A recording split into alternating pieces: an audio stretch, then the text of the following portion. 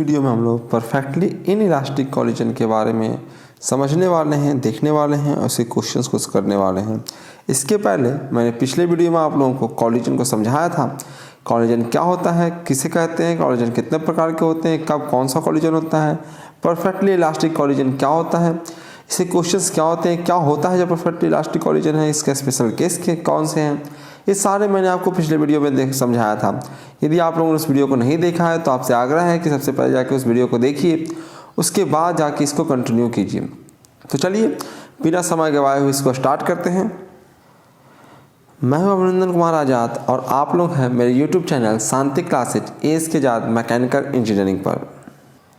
प्यारे बच्चों, जैसा कि मैंने पिछले वीडियो में बताया था आप लोगों को कि कॉलिजन 3 प्रकार के होते हैं। इलास्टिक कॉलिजन में एनर्जी लॉसेस नेग्लिजिबल होता है, कोई एनर्जी लॉसेस नहीं होता है।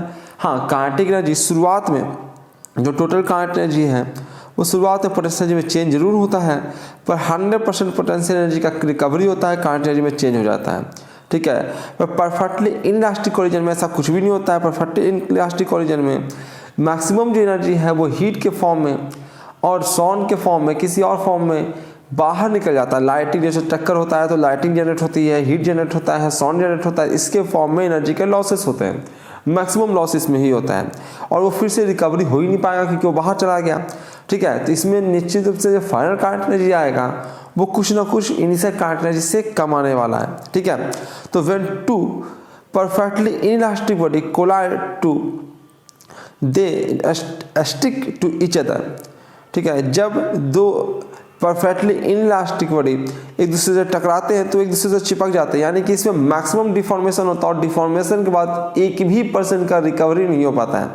और डिफॉर्मेशन में मैंने पिछले वीडियो में बताया था कि जहाँ पर डिफॉर्मेशन जब तक होता रहेगा जब तक कि दोनों का वेलोसिटी सेम ना हो जाए, क्योंकि आगे वाला का वेलोसिटी कम है, पीछे वाला वेलोसिटी ज़्यादा है, दोनों टकराएगा तो भैया जब तक दोनों का वेलोसिटी सेम ना हो जाए, एक का वेलोसिटी कमेगा एक का वेलोसिटी बढ़ेगा। ठीक है, तो जब तक सेम ना हो जाए वेलोसिटी तब तक डिफॉर्मेशन होता रहेगा।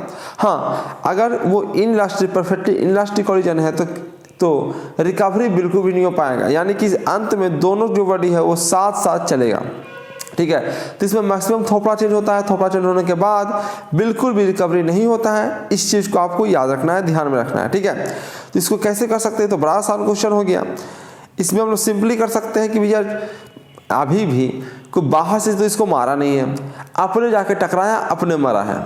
ठीक है, आपने टकराया है, अपने मरा है, तो इसमें होगा कंजर्वेशन ऑफ मोमेंटम लगेगा, क्योंकि कोई भी एक्सटर्नल फोर्स नहीं है, कोई बाहर से किसी ने इसको मारा नहीं है, बाहर से कोई फोर्स नहीं लगा है, इसलिए जो मोमेंटम है वो कंजर्व्ड है। पहले जो मोमेंटम था बाद में वही मोमेंटम है। तो पहले मोमेंटम था m1u1, दूसरे इसका मोमेंटम है m2u2, दोनों को हमने जोड़ा और इसका मोमेंटम है m1 + m2 total mass into velocity.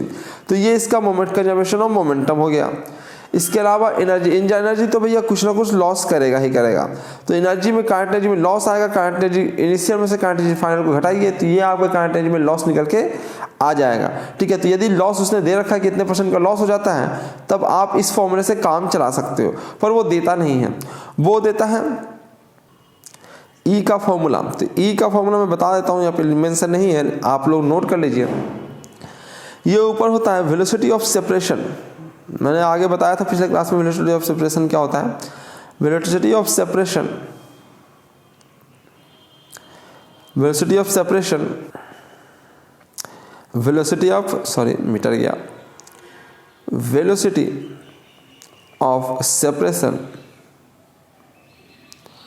after collision, after CO double collision along line of impact, ये मेरा फॉर्मूला है।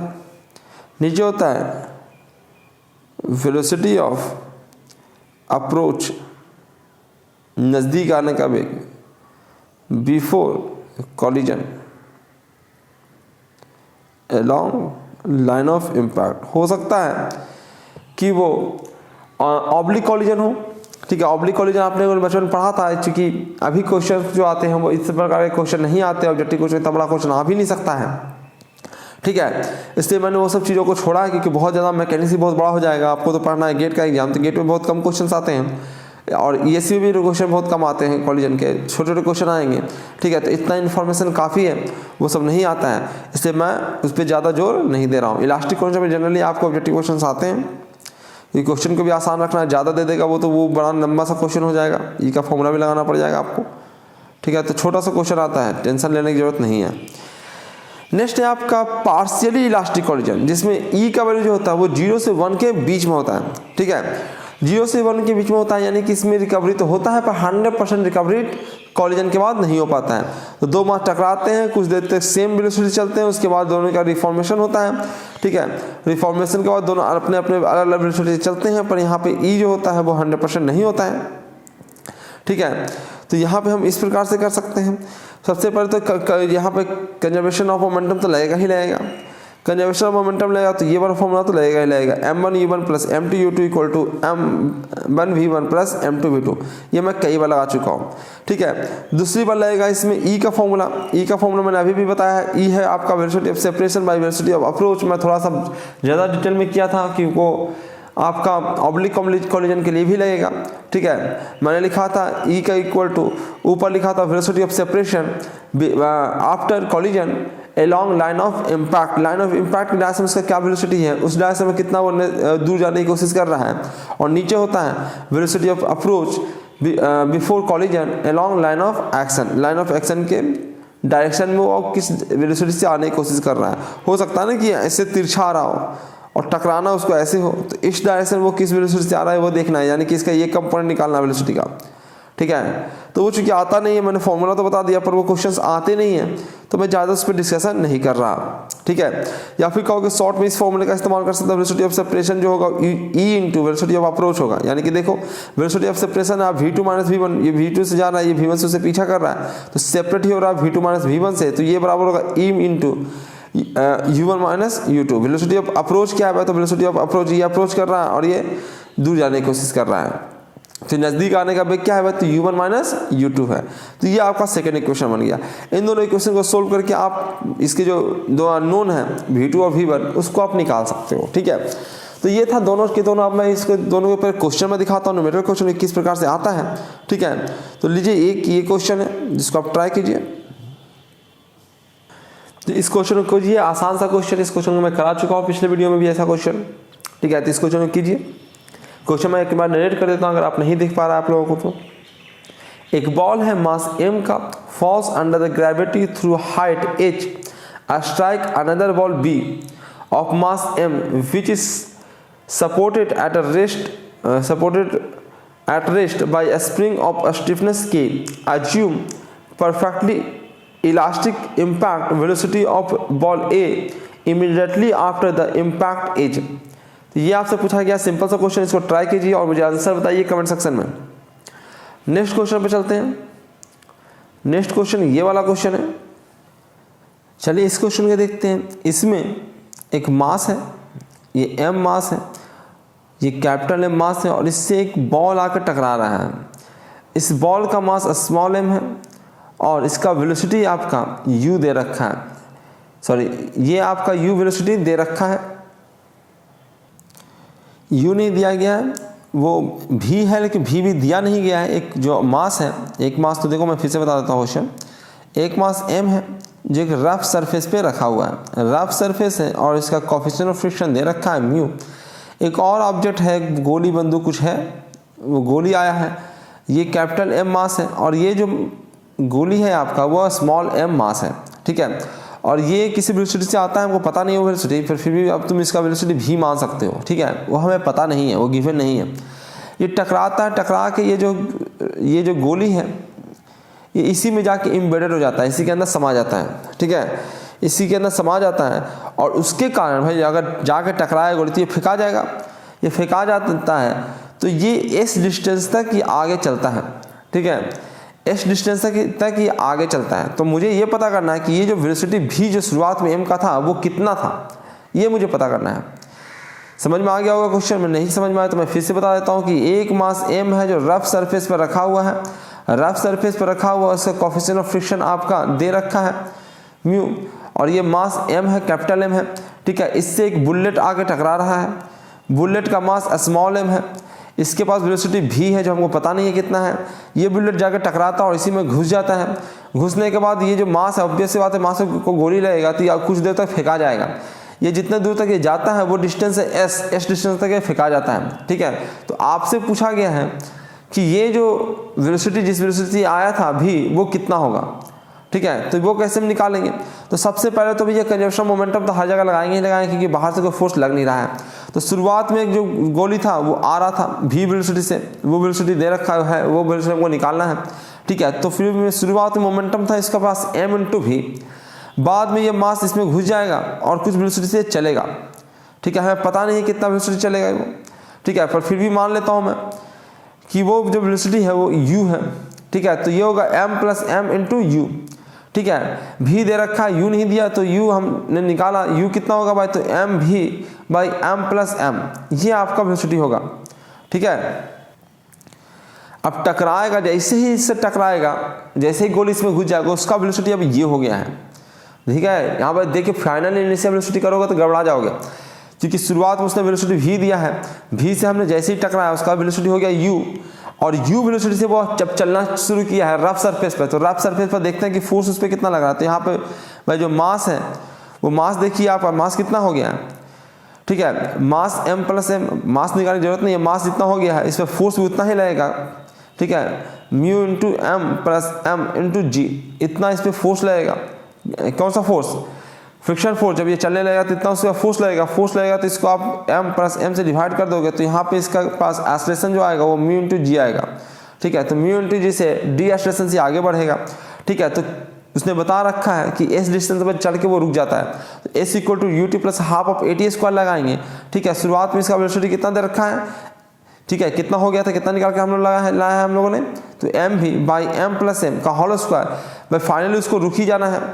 ठीक है, फाइनली रुक जाना है, तो ये 0 हो गया, ये हो गया 2, एक्सेलरेशन उसका μ × g, और s डिस्टेंस तक चलता है, तो ये आपका आ गया है। यहाँ से हम v निकाल सकते हैं, v जैसे ही निकाला तो ये जाके इधर रूट चल जाएगा और ये जाके उधर जाके मल्टीप्लाई हो जाएगा, तो इस प्रकार से फॉर्मूला बन जाएगा।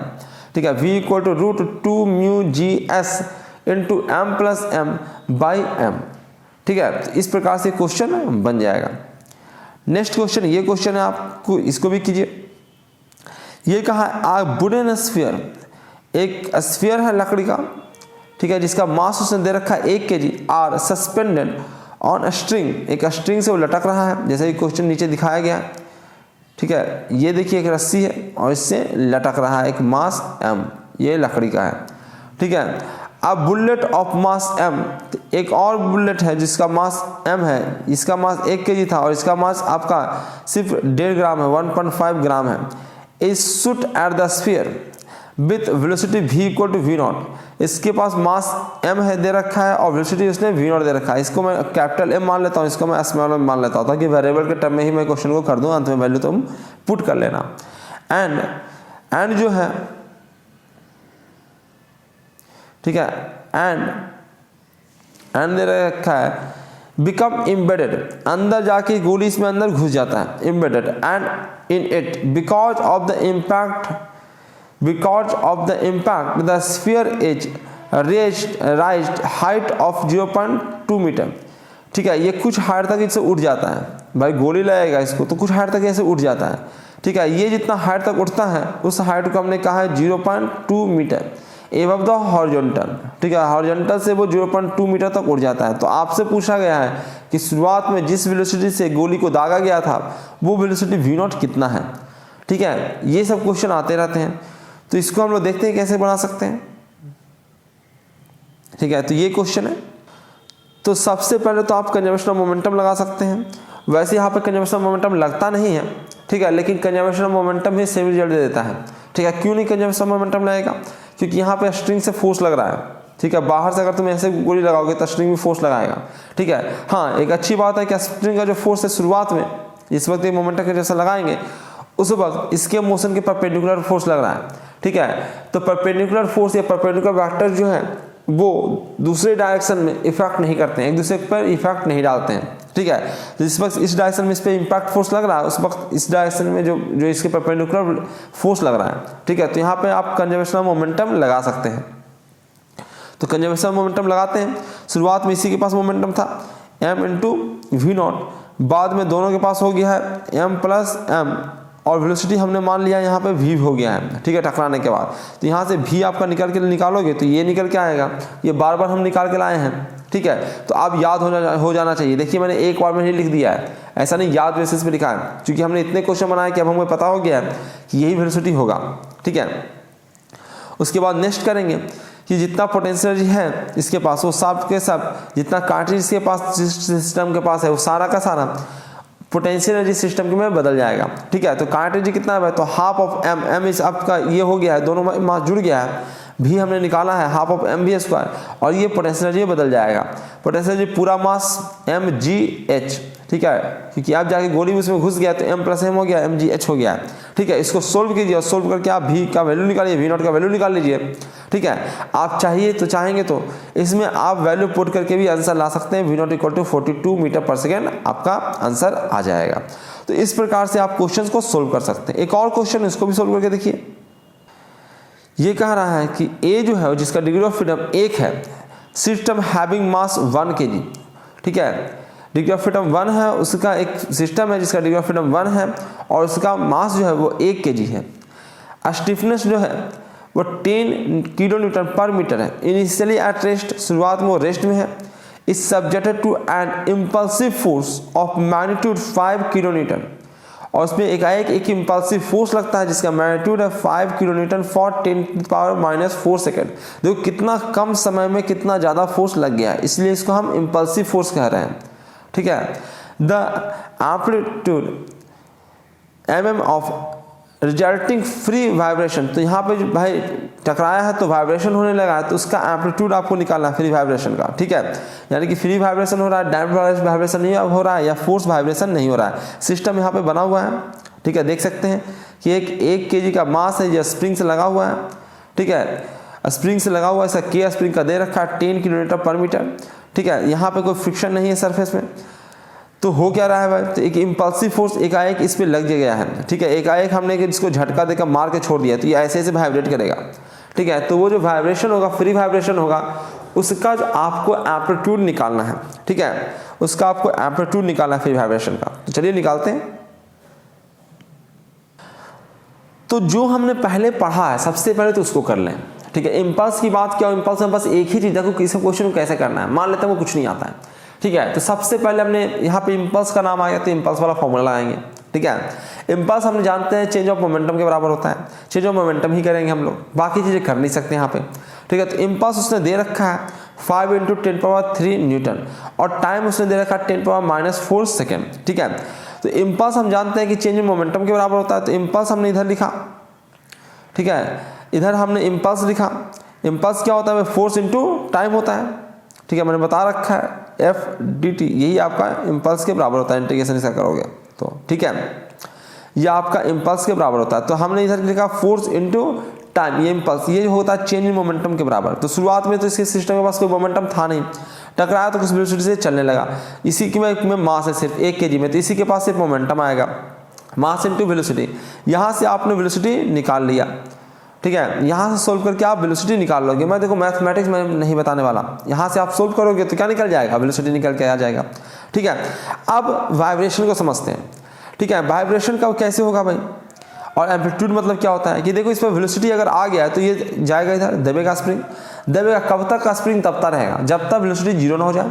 वेलोसिटी 0 होगा वहाँ पे मैक्सिमम ये अंदर तक दबेगा, ठीक है। अब दबेगा तो स्प्रिंग का दबा रहेगा जिंदगी भर, नहीं, स्प्रिंग से फिर से रिकवरी करेगा, ठीक है। तो स्प्रिंग क्या करेगा, उसको धक्का देगा, धक्का देकर फिर से उसको धक्का देगा, यहाँ पे स्प्रिंग का फोर्स फिर से 0 हो जाएगा, पर फोर्स 0 हो गया स्प्रिंग का, पर इसके पास वेलोसिटी अभी भी है, ठीक है, क्योंकि जो एनर्जी इसको मिला था वो एनर्जी भाई स्प्रिंग ने ले लिया, स्प्रिंग का पोटेंशियल बढ़ गया, स्प्रिंग फिर से अपना पोटेंशियल रिलीज करेगा, अपना पोटेंशियल खत्म करेगा, पोटेंशियल जैसे ही खत्म करेगा इसके पास फिर से काइनेटिक एनर्जी आ जाएगा और फिर से ये आगे बढ़ेगा, तो यहाँ तक ये बढ़ेगा, सेम बढ़ेगा, जितना इधर चला था उतना ही इधर चलेगा। स्प्रिंग फिर से खींच जाएगा, फिर से पोटेंशियल इसका बढ़ जाएगा, पोटेंशियल बढ़ेगा तो फिर से अपना पोटेंशियल कम करेगा, फिर से खींचेगा इसको और काइनेटिक बढ़ाएगा।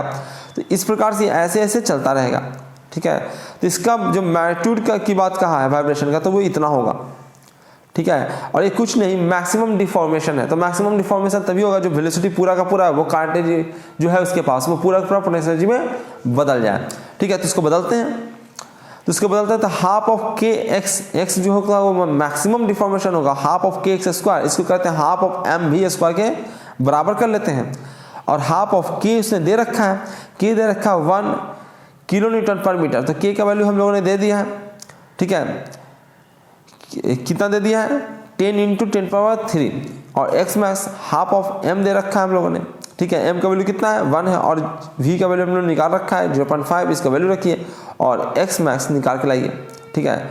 एक्स मैक्स है, एक्स मैक्स निकल के आया है करीबन 5 mm के अबाउट, ठीक है। निकालिए और निकाल के देखिए, यही आपका एम्पलीट्यूड निकल के आया है, ठीक है। तो इस प्रकार से आपका कॉलिजन भी खत्म हो गया है। और मैकेनिक्स में सबसे इंपॉर्टेंट जो टॉपिक होता है जहाँ से क्वेश्चंस आते हैं वो है रोटेशन। तो रोटेशन क्या है, कैसे काम करता है, कैसे न्यूमेरिकल सॉल्व होते हैं, ये सारे चीज़ हम लोग नेक्स्ट वीडियो में देखेंगे। तो यदि आप लोगों ने मेरे चैनल को सब्सक्राइब नहीं किया तो आपसे आग्रह करते हैं कि चैनल को सब्सक्राइब कर लीजिए, बेल आइकन क्लिक कर लीजिए, ताकि मैं जैसे ही वीडियो अपलोड करूँ तब आपको इसका नोटिफिकेशन मिल जाए। मैं डेली एक वीडियो अपलोड कर रहा हूँ, ठीक है। और टाइमिंग किस वक्त ये अपलोड होगा वो अभी मैं आप ही से पूछ रहा हूँ, किस वक्त अपलोड करना चाहिए, जिस वक्त आप फ्री रहते हैं 6 बजे, 1 बजे या फिर शाम को 6 बजे, ठीक है। सुबह मॉर्निंग में 6 बजे अपलोड करना चाहिए, दोपहर को 1 बजे के अपलोड करना चाहिए या फिर शाम को 6 बजे 5 बजे के करीब अपलोड करना चाहिए, ये टाइम आप लोग बताइए। इसके अलावा वीडियो को लाइक कर दीजिए, चैनल को ये वीडियो को शेयर भी कर दीजिए लोगों के साथ। और एक बार चीज़ और बताना चाहता हूँ कि मैं यहाँ पे जल्दी आपको थर्मोडायनेमिक्स, टॉम और सॉम के भी कोर्सेज आने वाले हैं। बहुत सारे कोर्सेज मेंबर ऑनली आएगा, तो अगर आप लोगों ने मेरा चैनल का मेंबरशिप नहीं ज्वाइन किया तो ज्वाइन कर लीजिए, ठीक है।